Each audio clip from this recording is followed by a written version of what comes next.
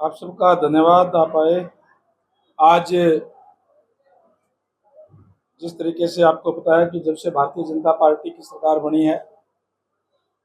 तब से जितने भी महापुरुष हुए हैं उनकी जयंतियां सरकारी स्तर पर मनाने का फैसला या उसकी शुरुआत कहूँ माननीय मनोहर लाल जी ने करने का काम किया था।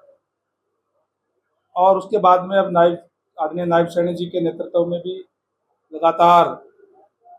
जो जितने भी महापुरुष हैं उनकी जयंतियां सरकारी स्तर पर मनाने का काम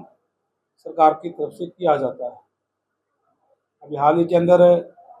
कबीर जयंती जैसे हमने सिरसा के अंदर मनाई, भगवान परशुराम जी की जयंती रोहतक के अंदर मनाई, महर्षि कश्यप की जयंती इंद्री के अंदर मनाई, और इसी तरीके से भगत धन्ना जाट की जयंती उचाना के अंदर मनाई। और समय समय पर महर्षि वाल्मीकि की जयंती, रविदास जयंती और जितने भी महापुरुष हुए उन सब की जयंतियां मनाने का काम सरकार की तरफ से किया जाता है। इसी कड़ी के अंदर महाराजा दक्ष प्रजापति की जयंती आने वाली 13 जुलाई को भिवानी के अंदर, मेला ग्राउंड भिवानी के अंदर जो है वो मनाई जाएगी, जिसके लिए आज समाज के मौजूद लोगों को आज मीटिंग बुलाई और मीटिंग के अंदर सबकी जिम्मेदारी लगाई गई है कि ज़्यादा से ज़्यादा संख्या में हिसार से भिवानी पहुंचने का काम करें। जिस तरीके से हमने पिछले साल यहीं हिसार के अंदर बालसमंद रोड में गुरु दक्ष ITI के अंदर जयंती मनाई थी, तो प्रदेश भर से बहुत बड़ी संख्या में लोगों ने वहाँ आकर के दक्ष जयंती मनाने का काम किया। और मैं समझता हूँ कि आज मैंने हिसार के जो साथी है इनकी ड्यूटी लगाई है, जिस तरीके से सभी लोगों के अंदर जोश है, मैं समझता हूँ कि 10,000 के करीब लोग जो है हिसार से भिवानी पहुंच करके उसमें शामिल होंगे। और पूरे हरियाणा प्रदेश से एक ऐतिहासिक कार्यक्रम इस बार गुरु दक्ष जयंती का होगा। मैं समझता हूँ कि हजारों हजार लोग जो है बड़ी संख्या में पूरे प्रदेश भर से आकर के और उसमें शामिल होंगे, जिसमें मुख्य अतिथि माननीय हमारे प्रदेश के यशस्वी मुख्यमंत्री नायब सैनी जी होंगे और अनेक मंत्रीगण प्रदेश के जो है वो भी उसके अंदर शामिल होंगे और दक्ष जयंती मनाने का काम सारे के सारे वहाँ करेंगे। मैं धन्यवाद करूँगा आदरणीय नायब सैनी जी का, जिन्होंने इस तरीके के फैसले लेने का काम किया है कि आज पूरे हरियाणा प्रदेश वासियों को, सबको ये लगे कि सरकार हमारी है और सबका सम्मान करने का काम करती है। और इसीलिए जहाँ तक गुरु दक्ष प्रजापति जी की जयंती है, ये तो शुरुआत ही आदरणीय मनोहर लाल जी ने पहले कुरुक्षेत्र के अंदर मनाई थी, उसके बाद में बड़ी संख्या के अंदर पिछले साल आदरणीय नायब सैनी जी के नेतृत्व में यहाँ मनाई गई थी। इस बार उससे भी बड़ी संख्या में वहाँ भिवानी में पहुंच करके और बड़ा फंक्शन करने का काम हम करेंगे। सर, जयंती पर क्या सौगात दिलाई जाएगी प्रजापति समाज के लोगों को, क्योंकि मांग प्रदेश भर की काफी है, तो उसको लेकर कोई मांग पत्र भी रखा जाएगा? भारतीय जनता पार्टी की सरकार है और भारतीय जनता पार्टी की सरकार के अंदर मैं समझता हूँ कि बिना मांगे ही सब कुछ मिल जाता है। और जहाँ तक मांग की आपने बात कही, जो भी समाज की मांग होगी तो समाज के लोग रखेंगे, निश्चित रूप से हम माननीय मुख्यमंत्री महोदय के सामने रखेंगे। और मुख्यमंत्री हमारे बहुत ही उदार दिल के और हंसमुख है, वो हंसते हंसते हुए ही मांग पूरी करने का काम जो है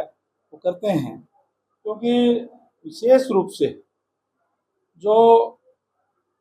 पिछड़ा वर्ग है, पिछड़ा वर्ग में भी जो मोस्ट बैकवर्ड जिसको हम कहते हैं, जिसमें कुम्हार समाज भी है, कुम्हार है, खत्ती है, लोहार है, तेली, धोबी, मनियार, सारे के सारे जो अब मोस्ट बैकवर्ड में आते हैं, ये वंचित वर्ग मैं कह सकता हूँ इसको रहा है हमेशा। और इनको अगर देने का काम किया है, इसी मौजूदा सरकार के अंदर पहले आदरणीय मनोहर लाल जी ने, तब नायब सैनी जी के नेतृत्व में देने का काम किया है। आपने देखा होगा कि हिसार के अंदर ही पॉलिटेक्निक कॉलेज का नाम भी महाराजा गुरुदक्ष के नाम से रखा गया, और पंचकुला के अंदर भी जो हमारी एक तरीके से राजधानी है चंडीगढ़ के साथ लगती हुई, वहाँ हुड्डा के अंदर प्लॉट जो है दिया गया, ताकि एक स्टेट लेवल का ऑफिस जो है वहाँ भी बनेगा, बहुत तैयार शुरू हो गया है, बहुत अच्छा बन करके तैयार होगा। और वैसे भी जिस तरीके से पहले सरकारों के अंदर जो खासकर जो मोस्ट बैकवर्ड है उसके साथ अन्याय होता था, और उनको अपने हकों से वंचित रह जाते थे, माननीय मनोहर लाल जी ने इसकी शुरुआत करने का काम किया, मेरिट के आधार पर नौकरियां दे करके। तो आज जो हमारे जो पिछड़ा वर्ग के लोग बच्चे भी हैं, क्योंकि पिछड़ा वर्ग के लोग मेहनती लोग होते हैं, हाथ से काम करने वाले लोग होते हैं सारे सारे, तो उनके बच्चे भी मेहनती होते हैं, तो पढ़ाई के अंदर लगते हैं, तो पढ़ाई भी वो अच्छी करते हैं, तो आज उनका भी नंबर जो है सरकारी सेवाओं के अंदर आ रहा है। और भी जिस तरीके से पिछले समय के अंदर,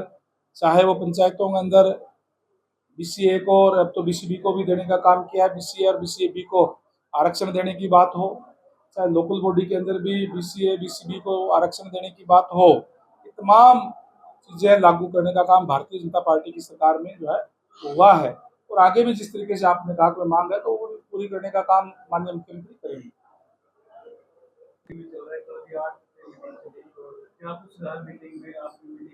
देखिए, जितने भी बच्चे प्रोटेस्ट पे बैठे हुए हैं हमारे अपने ही बच्चे हैं, तो बाहर के नहीं हैं, और बच्चों के प्रति जिस तरीके से कल भी 3 मंत्री और एक विधायक चारों की ड्यूटी लगाई थी, और उन्होंने उनसे विस्तार से बात की, सारी बातें बच्चों की सुनी है, और उनकी बात तकरीबन तकरीबन जो उनकी डिमांड है उस पर सहमति भी जताने का काम हमने किया था। और मैं समझता हूँ कि देखिए, स्टूडेंट हैं, पढ़ रहे हैं, और जो भी कोई इनजस्टिस उनके साथ हुआ है उनके खिलाफ भी कार्रवाई, जो ऑलरेडी जो एफआईआर भी दर्ज है, सारी चीज़ें हैं, लेकिन जो बच्चे पॉलिटिकल पार्टियों के धक्के में ना चले, जो पॉलिटिकल पार्टियां हैं वो अपनी रोटियां सेकने का काम इस तरीके से करती है। मैं समझता हूँ कि पॉलिटिकल पार्टियों को भी बच्चों के भविष्य से खिलवाड़ नहीं करना चाहिए, उनके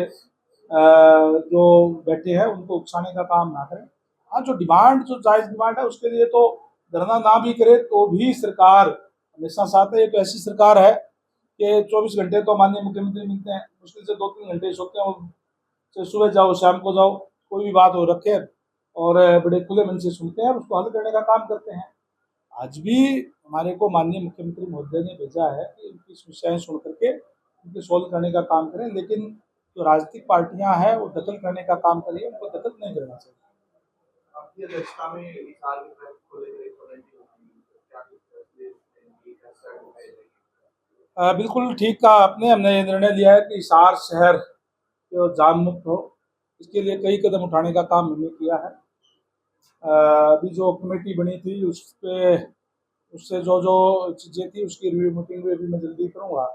और उसमें जो हिसार शहर को जाम से मुक्ति दिलाई जाए, और प्रयास हमारा ये रहेगा कि एलिवेटेड बिना बने ही इसकी कोई जाम की समस्या हो जाए, जिसमें हमने ये निर्णय लिया था कि जो ये लक्ष्मीबाई चौक है इससे लेकर के ये जो इरिगेशन की ज़मीन है, फिर आगे पुलिस डिपार्टमेंट की है, फिर पार्क है, फिर पीडब्ल्यू डिपार्टमेंट की है, फिर टूरिज्म की है, इनकी थोड़ी ज़मीन लेकर के इसको चौड़ा कर दिया जाए। और इसी तरीके से आगे भी के लिए भी हमने